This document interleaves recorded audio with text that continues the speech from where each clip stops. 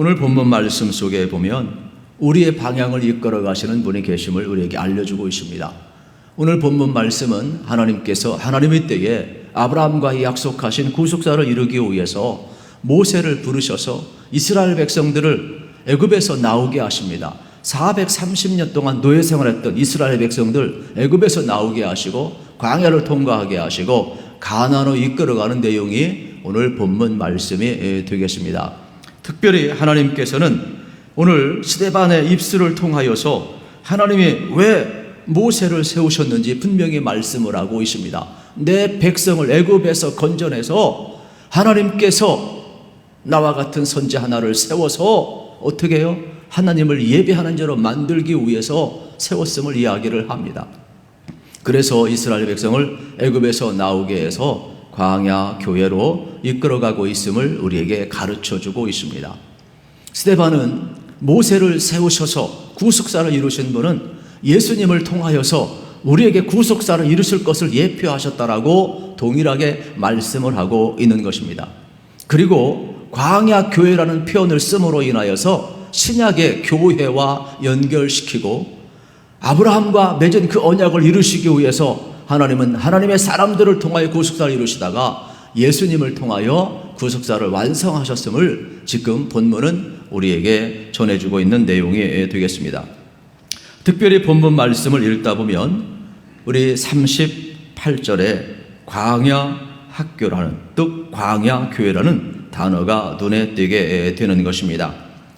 물론 성경마다 광야의 회중, 이스라엘 백성, 또 광야 학교, 광야 교회 이렇게 표현을 합니다마는 우리가 이 광야라는 단어를 한번 살펴볼 필요가 있습니다. 왜 이스라엘 백성들 이 회중의 모임을 광야 교회라고 표현을 했을까? 여러분, 히브리어로 미드바라는 단어를 쓰고 있는데 이 미라는 말은 이 드바르와 합성어가 되겠어요.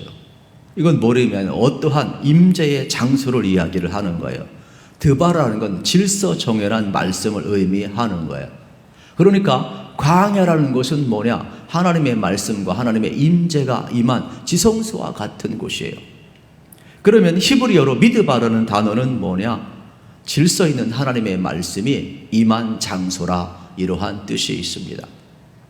우리는 영어에서 사막은 그냥 되졌듯 버려진 땅이에요.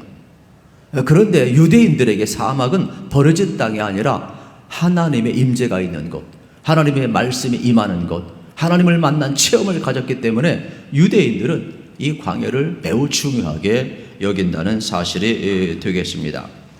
어떻게 보게 되면은 광야에서 이스라엘 백성은 하나님의 인도를 경험합니다. 낮에는 구름기둥, 밤에는 불기둥으로 그들을 인도합니다. 그래서 어떤 학자들은 이스라엘 백성이 광야 40년을 통과하는 시간을 뭐라고 이야기하냐? 허니문 기간이라는 거예요. 하나님과 이스라엘 백성들의 신혼여행기라고 표현을 하고 있는 것입니다. 실질적으로 430년 동안 살았을 때 여러분 이들은 하나님의 임재를 경험하지 못했어요. 애굽 땅에서는. 그러나 척박한 광야에서는 이들은 하나님의 임재를 경험하며 하나님과 미련의 기간을 보내고 있다는 사실이 되겠습니다. 어쩌면은 광야 학교를 통하여서 이스라엘 민족은 하나님을 만나고 이스라엘 민족의 정체성을 회복해가고 있다는 사실입니다. 하나님은 모세를 통하여 이스라엘 백성을 애굽에서 나오게 하시고 광야에서 이들을 만나주시고 하나님의 백성답게 훈련하시면서 장차 가나안에 들어가서 하나님을 예배하는 예배자로 살 수 있도록 만들어가고 있다는 사실입니다.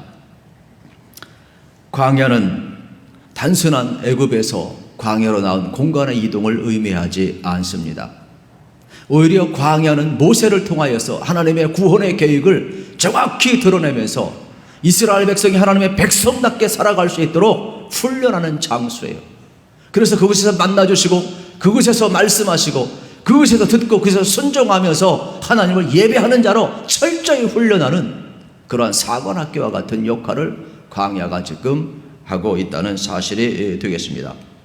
물론 우리가 생각할 때 광야는 척박한 땅입니다.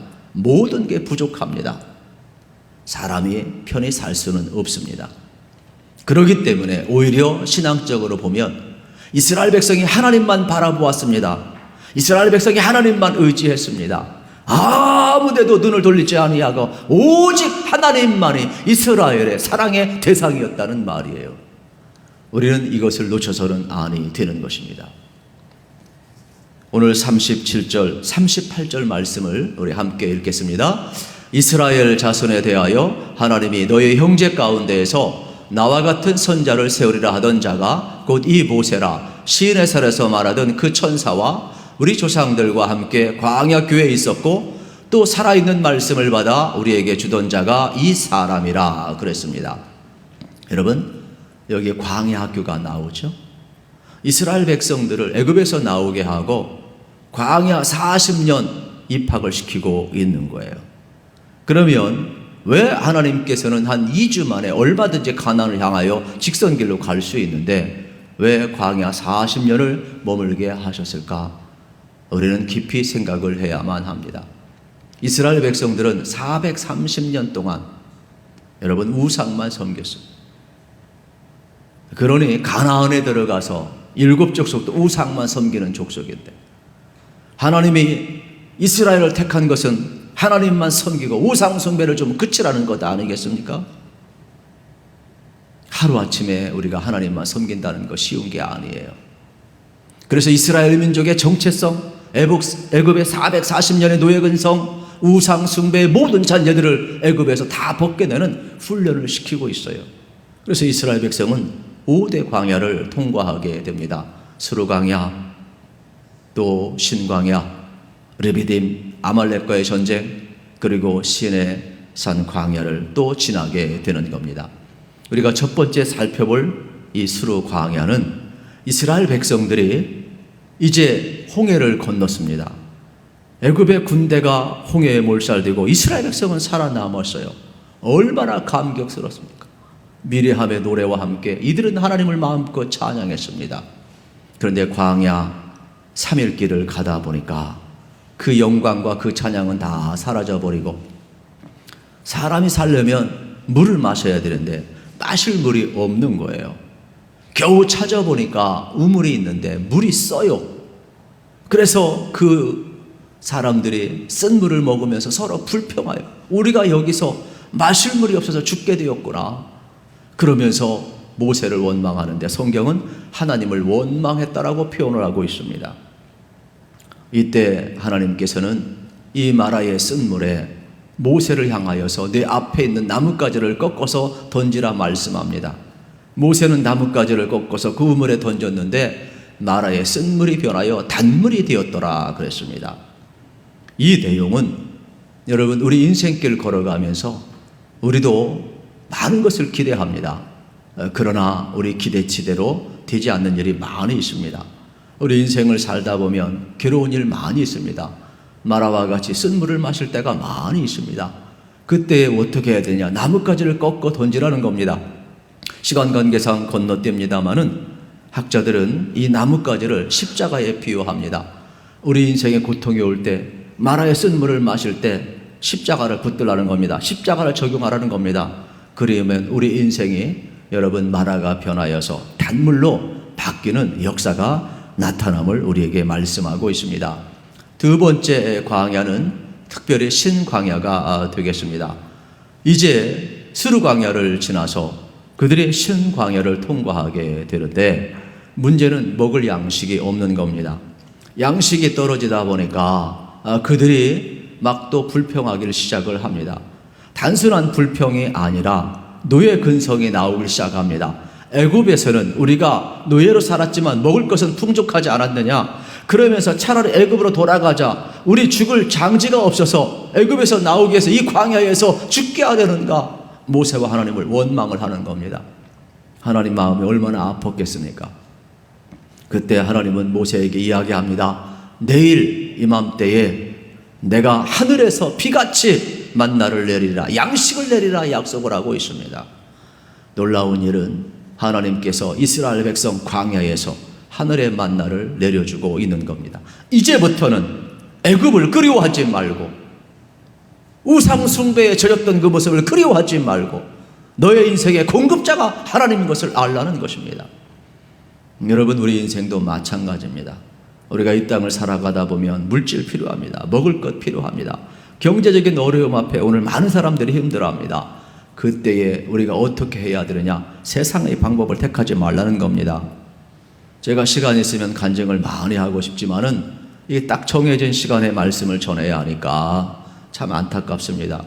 그러나 오늘 본문을 결론적으로 적용을 해보면 우리 먹을 것, 입을 것, 마실 것, 경제적으로 어려움이 왔을 때 여러분들이 우리 인생의 공급자가 누구냐? 하나님인 것을 알고 하나님을 의지하라는 겁니다. 하나님을 구하라는 것입니다. 그러면 하나님께서 우리 인생의 양식을 책임져 주시고 우리 인생의 물질의 공급자가 되어 주실 것을 분명히 약속하고 있는 장면이 되겠습니다. 세 번째로 광야를 통과하게 되는데 이제 그들은 신광야를 통과하고 르비딤 광야에 도착을 하게 됩니다. 르비딤 광야에 도착을 했는데 웬걸 쓴 물조차 없는 거예요. 우물조차도 없는 거예요. 마실 물이 없어요. 그러다 보니까 사람이 어떻게 돼요? 서로 싸우기를 시작을 합니다. 이때 하나님께서 모세에게 뭐라고 이야기하느냐? 내 손에 든 지팡이로 저 반석을 내리치라는 거예요. 그래서 바위 그 반석을 내리쳐서 거기서 물이 솟게 해서 이스라엘 백성들을 먹게 하십니다. 그리고 그곳 이름을 여러분 무리바라 그랬어요. 왜 그랬습니까? 하나님께서 다투어 싸웠다라는, 어떻게 보게 되면 이스라엘 백성들이 여러분 목마를 때 물이 없어서 또다시 불평하고 원명하는 모습을 보게 되는 겁니다. 이 내용은 이러한 내용입니다. 우리가 믿음의 길을 걸어가면서 아무리 신앙이 좋은 사람도 인생이 드라이할 때가 있어요. 허무할 때가 있어요. 여러분 시험 들 때가 있단 말이에요. 그때 여러분의 가라앉은 심령 다른 데서 해결할 수 없어요. 그러면 싸울 수밖에 없는 거예요. 그때는 어떻게 하느냐? 여러분이 금식을 하든 기도를 하든 은혜의 샘이 터져야 돼요. 어느 때까지요? 내 영혼의 목마름이 해결될 때까지. 그래서 기도하고 말씀을 붙들고 성령을 체험해야만이 여러분의 인생의 목마름이 해결된다는 거예요. 성령 체험하지 아니하고 은혜의 샘물이 터지지 아니하면 목마른 인생 해결할 길이 없다라는 거예요. 이들은 이제 르비딤에서 나가려고 하는데 갑자기 네 번째 아말렉이 쳐들어와요. 그래가지고 아말렉과의 전쟁을 하게 되는 거예요. 이때 여호수아는 여호와 이름으로 나가 싸우고 모세는 나이 많으니까 산 꼭대기에서 기도를 합니다. 이 전쟁은 여호와께 속한 전쟁임을 알고 그들은 철저히 기도하고 있어요. 그런데 신기한 일이 벌어져요. 모세가 산 꼭대기에 손을 들고 기도하게 되면은 여호수아가 이기는 거예요. 그런데 손을 들었던 것 내리게 되면 아말렉이 이기는 거예요. 그런데 사람인지라 계속 들고 기도할 수는 없잖아요. 우리가 통성 기도할 때 한 5번만 손 들고 해도 슬그머니 내리는 거예요. 왜? 우리가 힘드니까. 그런데 생각을 한번 해보세요. 이 전쟁이 단번에 끝나는 게 아니잖아요. 아말렉은 호전적이고 이스라엘은 이제 애굽에서 나오고 무슨 훈련받은 군대도 아니잖아요. 하나님께서 대신 싸워주기 때문에 승리하는 것 아니겠어요? 영적인 싸움에서 기도의 손이 내려오지 아니하도록 우리는 항상 신경을 써야 돼요. 힘드니까 옆에 아론과 훌이 함께 모세의 양손을 받치고 밑에 돌을 기고 함께 손을 들고 기도하고 있어요. 그래서 아말렉을 다 물리치는 장면을 우리는 보게 되는 겁니다. 이 내용은요, 이러한 내용이에요. 우리 인생길 걸어가면서 여러분 가장 힘든 게 뭐냐? 하나님과의 관계를 깊이 가지면 다 되면 좋은데 인간관계가 또 깨질 때가 많아요. 신앙생활을 잘 하려면 가까이 있는 사람이 또 까다롭게 구는 경우가 잘 많아요. 집에서 부부관계도 그렇고 성도와의 관계도 그렇고 이웃과의 관계도 그렇고. 그래서 사람 아말렉 공격할 때가 있어요. 가장 힘든 게 뭐냐? 정말로 믿었던 사람인데 나를 공격할 때 가장 힘들어요. 그때 어떻게 해야 되느냐? 맞서 싸우는 게 아니에요. 우리 믿음의 사람들은 어떻게 해야 되느냐? 기도의 동역자를 구해야 돼요. 그래서 함께 기도하면 하나님이 인간관계도 풀어주는 줄로 믿습니다. 피차 싸우면 피차 망할 수밖에 없어요. 그래서 여러분들이 목회자에게 이야기할 필요가 있어요. 옆에 있는 중보기도팀에 이야기할 필요가 있어요. 또 자기 주변에 함께 기도하는 동역자를 여러분들이 구하는 것이 매우 중요하다. 이러한 말씀이 되겠습니다. 그래서 항상 여러분 기도의 네트워크를 꼭 가지고 기도의 동역자를 항상 여러분 곁에 두는 것이 매우 중요합니다. 다섯 번째 광야는 이제 애굽에서 나온 지 3달 만에 시내 광야에 도착을 하게 되는 거예요. 이스라엘 백성들은 이곳에 잠시 머물기를 원했지만은 하나님은 이 시내산에서 1년간 머물게 하는 거예요. 이스라엘 백성들은 모세를 통하여서 십계명을 받습니다. 그리고 그들은 모세를 통하여서 성막을 지으라는 설계도 계시를 받게 되는 겁니다. 1년 동안 시내산 아래에서 그들은 하나님의 말씀을 듣고 하나님 말씀에 순종하고 하나님의 백성으로 살아갈 수 있도록 철저히 교육하는 장면을 우리는 보게 되는 겁니다. 그러다 보니까 모세가 너무 바빠요. 왜냐하면 사람이 모인 공동체는 출애굽할 때 장정만 60만이라 그랬어요. 그러면 가족까지 합하면 최소 오늘날 같이 핵가족처럼 1인 한 가정에 4명만 해도 6, 4, 24, 240만 명이에요. 더 많았을 거예요. 모세 혼자 처리할 수가 없어요. 사람이 있는 곳에는 문제가 있어요. 법적인 문제가 있고 신앙적인 문제가 있고 여러 가지 처리해야 될 문제가 너무 분주해. 그러다 보니까 모세도 지쳐버리고 기다리는 백성도 지쳐버리는 거예요. 이때 이드로 장인이 방문을 하면서 놀라운 팁을 하나 줍니다. 어떻게 이 모든 일을 혼자 감당할 수 있느냐. 그러면서 천부장, 백부장, 50부장, 10부장을 세워서 능력 있는 사람을 세워서 작은 일들은 알아서 다 재판하고 판단하고 할 수 있도록 맡겨라. 그리고 중요하고 큰 일은 모세 자네가 다 판단하고 감당하라. 팁을 줍니다. 그래서 모세는 주변에 있는 유력자들을 세우는 거죠. 그래서 천부장, 백부장, 50부장, 10부장을 세워서 다 모든 일을 분담을 하게 되는 것입니다. 여러분, 우리 인생길 걸어가면서 왜 이러한 시내산 광야가 필요할까? 여러분이 처음 교회 생활하고 신앙 생활할 때는 그저 아무것도 모르니까 순종하고 잘합니다. 그런데 나중에 신앙 생활하다 보면은 결국 지도자들의 약점이 보이는 거예요. 목사님의 약점도 보이고 장로님의 약점도 보이고 구역장의 약점도 보이고 교회 지도자의 약점이 보이는 거예요. 그때 불평하는 것이 아니라 보이는 것이 비전입니다. 한번 따라합시다.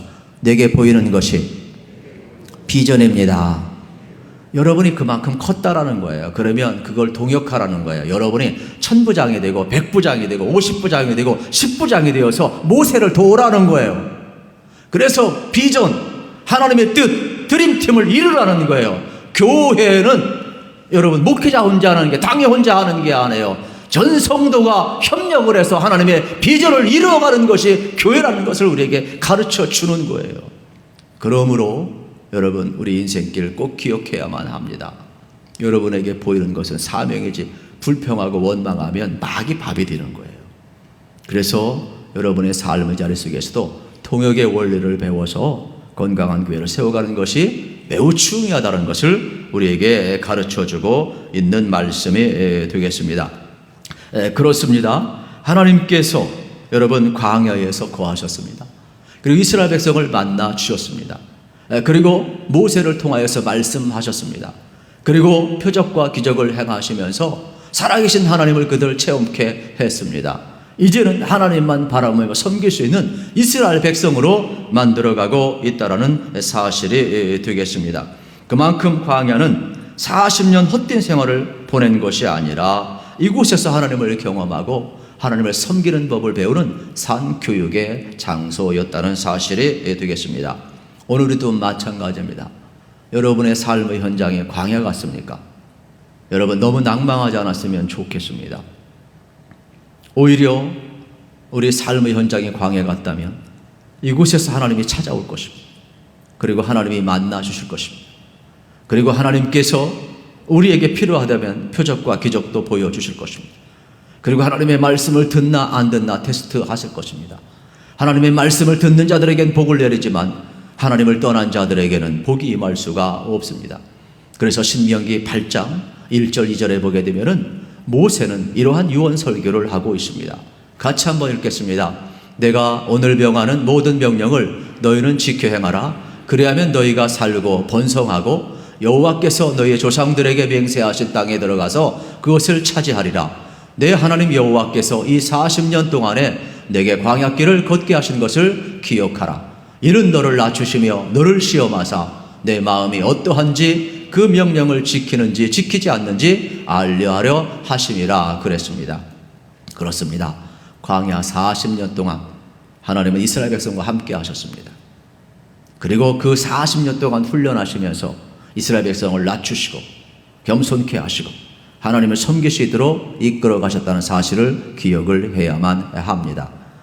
우리가 광야를 만났다면 하나님이 나를 다듬는 시간입니다. 나를 낮추는 시간입니다. 나를 테스트하는 시간입니다. 여러분, 하나님께서 이스라엘 백성을 애굽에서 나오게 하고 40년 광야에 머물게 한 것은 앞에서 이야기했던 것처럼 광야에 살아간 생존법을 가르치기 위한 것이 아닙니다. 오히려 하나님의 말씀을 주고 오히려 하나님의 말씀에 순종하며 살아가는 하나님의 백성으로 세우기 위해서 이스라엘 백성을 광야에 입학시켰다는 것을 기억을 하셔야 합니다. 그렇다면 오늘 모세는 분명히 광야 40년 동안 우리가 하나님 말씀에 순종했을 때 복을 받았지만 불순종하고 우상 숭배의 길로 가고 죄악의 길로 하실 때 하나님의 진노가 임했음을 기억하며 후손들에게 뭐라고 이야기합니까? 여호와의 말씀 앞에 순종하며 하나님의 백성답게 살아가라고 이렇게 권고하고 있는 장면을 보게 되는 겁니다. 오늘 우리들도 마찬가지입니다. 여러분, 우리의 삶의 현장에 광야와 같습니다. 그러나 너무 두려워하지 않았으면 좋겠습니다. 광야에 직면하는 걸 두려워하지 마십시오. 오히려 하나님이 찾아오시고 하나님 우리를 만나주시고 하나님 우리를 다듬으셔서 하나님 기뻐하시는 하나님의 구속사에 쓰임받을 수 있는 인물로 만들어가고 있다는 사실입니다. 그러므로 여러분들의 삶에 여러분 5대 광야를 이야기했습니다. 여러분들이 지금 어느 광야를 통과하는지 저는 잘 모르겠습니다. 그러나 스루 광야를 통과한다면 여러분의 기대와 다르게 인생의 쓴맛을 경험한다면 십자가를 붙들고 여러분들의 인생을 단맛으로 바꿀 수 있기를 바랍니다. 그리고 혹시 여러분들이 신광야를 통과하고 있다면 여러분의 물질의 문제, 세상 경제적인 문제, 여러분의 삶에 많은 문제가 있다면 우리 인생의 모든 공급자가 하나님 것을 기억하고 여러분 하나님께 구할 수 있기를 바랍니다. 혹시 여러분의 인생의 목마른 여러분 르비딤을 통과하고 있다면 여러분 기도 많이 하십시오. 말씀을 붙드십시오. 그래서 여러분들이 다시 한번 성령 체험하셔서 여러분의 인생의 목마른 인생 성령만이 만족을 주고 해결할 수가 있습니다. 꼭 성령 체험하셔서 드라이한 인생 성령 충만함으로 여러분이 극복할 수 있기를 바랍니다. 혹시 여러분의 인생 가운데 여러분 사람 때문에 힘들어하는 사람이 있습니까? 가장 가까이 있는 사람 때문에 아파하는 사람이 있습니까? 이는 이 눈은 눈으로 대하지 마십시오. 오히려 하나님께 말하십시오. 그리고 기도의 동역자를 세우십시오. 하나님께서 땅에서 풀고 하늘에서 풀고 하늘에 풀고 땅에서 푸는 역사가 있을 것입니다. 기도의 능력을 믿으십시오. 여러분의 기도의 동역자를 세우셔서 우리는 영적인 원리를 가지고 살아가야 할 것입니다. 마지막으로 여러분의 인생 가운데 여러분 혹시 교회 리더들이나 세상의 리더들의 부족한 점이 보인다면 오히려 여러분이 그만큼 컸다는 것을 기억하시고 여러분들이 그 일을 이룰 수 있는 사명자임을 깨달았으면 좋겠습니다. 그래서 1000부장도 되시고 100부장도 되시고 50부장도 되시고 10부장도 되셔서 여러분들이 함께 동역자가 되어서 하나님의 비전을 이루어갈 수 있는 사명자, 어떻게 보면은 비전너리가 되어야 할 것입니다. 우리 몸된 교회도 마찬가지입니다. 하나님 기뻐하는 모습으로 광야 같은 이 세상에 우리가 서서 여러분 철저히 하나님의 백성으로 훈련받고 여러분의 삶의 현장에 나아가 하나님만 예배하는 우리 그리스도인의 정체성을 명확히 가지고 살아가는 은혜가 우리 모두에게 부어지기를 우리 주님의 이름으로 축복합니다. 함께 기도하겠습니다.